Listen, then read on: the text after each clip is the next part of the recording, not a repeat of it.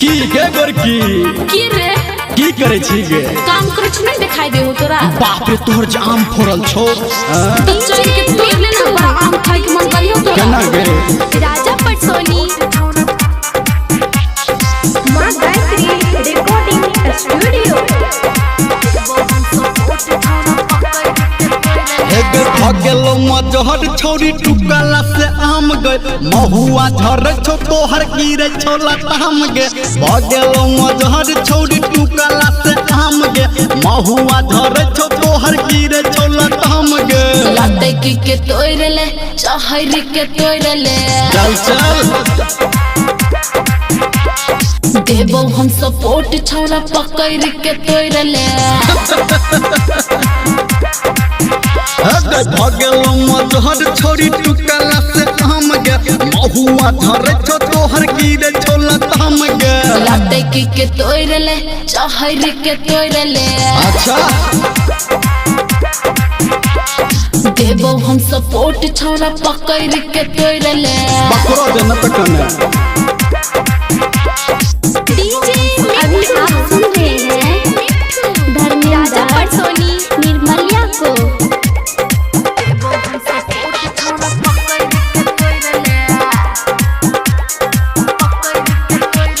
सरही कलकतिया खट्टा लागे छो बम्बई की सुन भोग छोरी मीठा लागे छो सरही कलकतिया खट्टा लागे छो बम्बई की सुन भोग छोरी मीठा लागे छो लाते की के तोड़ ले चाहरी के तोड़ ले। अखने देबो हम सपोर्ट छौरा पकड़ के तोड़ ले। हेगे भगेलो मजहर छोरी टुकला से आम गे महुआ झर छो तोहर गिरे छो लताम गे लाते की के तोड़ ले चाहरी के तोड़ ले। से चढ़िए गे देबो हम सपोर्ट छौरा पकड़ के तोड़ ले। तोहर ना बतो तब डीजे मिठू राजा पटसोनी।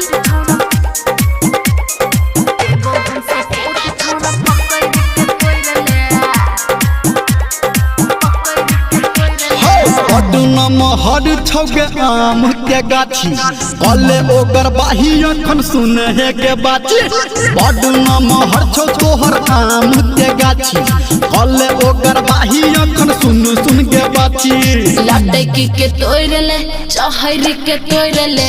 चल जाइए देबो हम सपोर्ट छौरा पकड़ के तोड़ ले। गाछे बरनो हर छौ